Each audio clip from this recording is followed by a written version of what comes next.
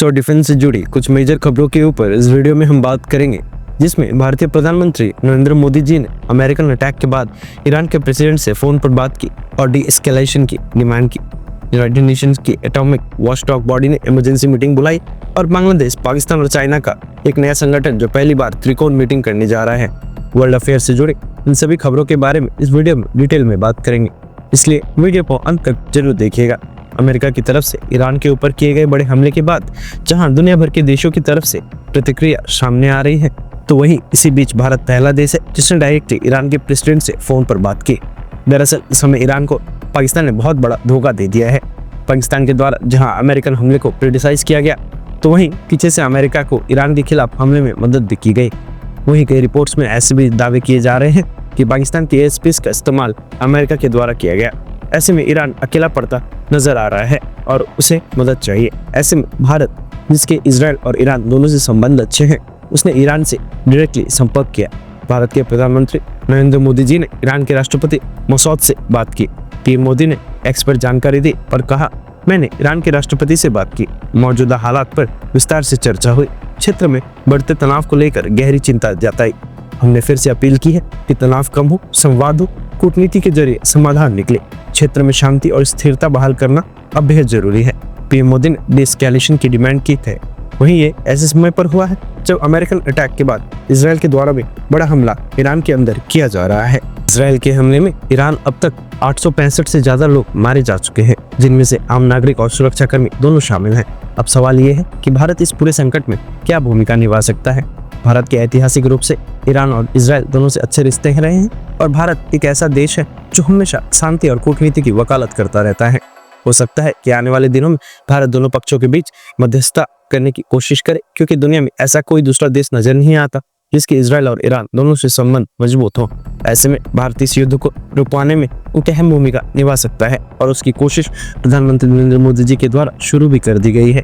America ने Iran के 3 प्रमुख न्यूक्लियर साइट्स फोर्डो, नतान्स और इफासान पर एयर स्ट्राइक की है, जिसमें भारी नुकसान ईरान को हुआ है। इस हमले के बाद ईरान ने चेतावनी दी है कि अगर अमेरिका ने दोबारा ऐसी हरकत की तो पूरा युद्ध क्षेत्र की आग में जल सकता है। ईरान के supreme leader Ayatollah Ali Khamenei ने साफ शब्दों में कहा है कि अमेरिकन हमला अगर दोबारा गया तो इसका नुकसान कभी भरा नहीं जा सकेगा। ऑलरेडी इसराइल और अमेरिका के अटैक में ईरान का जो न्यूक्लियर प्रोग्राम था उसको काफी पीछे ढकेल दिया है और ये कम से कम 3 से 5 साल न्यूक्लियर हथियार बनाने में पीछे हो गए हैं। इसराइल ने उसके न्यूक्लियर हथियारों को बनाने वाले साइंटिस्ट सहित कई इंपॉर्टेंट अधिकारियों को भी मौत के घाट उतारा है। ऐसे में काफी कुछ टारगेट को अचीव इन दोनों देशों के द्वारा कर लिया गया है। ऐसे में हो सकता है कि इसराइल और अमेरिका भी चाहते हो कि ईरान अब पीछे हट जाए, लेकिन अगर ईरान की तरफ से वापस हमले किए गए तो फिर यह सिलसिला आगे भी जारी रहेगा। बहरहाल इस बात में कोई डाउट नहीं है कि अपनी कूटनीति के चलते भारत इस युद्ध में मध्यस्थता भूमिका निभा सकता है। बहरहाल प्रधानमंत्री मोदी जी के राष्ट्रपति से की गई फोन कॉल पर अपनी राय कमेंट बॉक्स में लिखकर जरूर बताइएगा। बढ़ते हैं हमारी अगली खबर की तरफ, और ये खबर है यूनाइटेड स्टेट्स से निकलकर सामने आ रही है, जहां पर अमेरिकन अटैक के बाद अफरा तफरी मची हुई है। दरअसल अमेरिका के द्वारा जो ईरान के ऊपर हमला किया गया है उसमें 30 टोमाहॉक मिसाइल और 6 बंकर बस्टर बॉम्ब का इस्तेमाल किया गया है, जिससे ईरान के अंदर काफी ज्यादा नुकसान हुआ है। ऐसी कई रिपोर्ट सामने आई है। इसके बाद ये भी आशंका लगाई जा रही है कि हो सकता है कि न्यूक्लियर रेडिएशन लीक इन जगह से हो रहा हो। इसी को लेकर यूनाइटेड नेशन की तरफ से इमरजेंसी मीटिंग बुलाई गई है। हमलों के बीच सबसे बड़ा सवाल यही था कि क्या ईरान के परमाणु ठिकानों पर हमले के बाद रेडिएशन का खतरा बढ़ा है। इस पर IAEA यानी अंतर्राष्ट्रीय परमाणु ऊर्जा एजेंसी ने बयान जारी करते हुए कहा, फिलहाल किसी भी इलाके में रेडिएशन स्तर में कोई बढ़ोतरी नहीं पाई गई है। एजेंसी ने साफ कहा है कि वो लगातार निगरानी कर रही है और जैसे ही नई जानकारी सामने आई वो दुनिया को सूचित करेगी। यानी अभी के लिए कोई परमाणु रेडिएशन का खतरा नहीं है, जो कि एक राहत भरी बात है। फिलहाल यूनाइटेड नेशन और नए अन्य एजेंसीज ने इस पूरे क्षेत्र पर अपनी नजर गड़ाई हुई है तथा कि किस तरह से भारत ने जब पाकिस्तान के ऊपर हमला किया था, उनके न्यूक्लियर साइट पर मिसाइल दागी तो और वहां से भी न्यूक्लियर रेडिएशन लीक हुआ था, तो उस समय अमेरिका और इजिप्ट के फाइटर जेट पाकिस्तान के अंदर देखे गए थे, जो कि दिखाता है कि उस समय भी लीकेज थोड़ा बहुत हुआ था, लेकिन उसको संभाल लिया गया। यही कारण था कि भारत सीजफायर के लिए मान गया था, क्योंकि हालात उस समय न्यूक्लियर हथियारों के इस्तेमाल तक बिगड़ सकते थे। बढ़ते हैं आज की अंतिम खबर की तरफ, जो कि नए संगठन पाकिस्तान, बांग्लादेश और चाइना को लेकर बन रही है और इनके द्वारा पहली त्रिकोण मीटिंग की जा रही है। पहले चाइना और पाकिस्तान का गठबंधन ये भारत के लिए बड़ी प्रॉब्लम खड़ी कर रहा था, अब इसमें बांग्लादेश की भी एंट्री हो गई है। रेफरेंस के लिए स्क्रीन पर आप आर्टिकल का स्क्रीनशॉट देख सकते हैं। दरअसल साउथ एशिया में एक नई कूटनीतिक हलचल तेजी से उभर रही है। चाइना, बांग्लादेश और पाकिस्तान, ये 3 देश अब एक साथ आर्थिक और रणनीतिक सहयोग को लेकर खुलकर आगे आ रहे हैं। हाल ही में इन तीनों देशों ने पहली बार आधिकारिक त्रिपक्षीय बैठक आयोजित की है, जो चाइना के कुनमिंग शहर में हुई। इस बैठक में जो बातें हुई वो आने वाले समय में साउथ एशिया की राजनीतिक दिशा को काफी हद तक प्रभावित कर सकती है। ये इन तीनों देशों की पहली आधिकारिक त्रिपक्षीय बातचीत थी। बैठक में चाइना के यूपी विदेश मंत्री, बांग्लादेश के कार्यवाही विदेश सचिव, वहीं पाकिस्तान के अतिरिक्त विदेश सचिव इमरान अहमद सिद्दीकी ने व्यक्तिगत रूप से भाग लिया।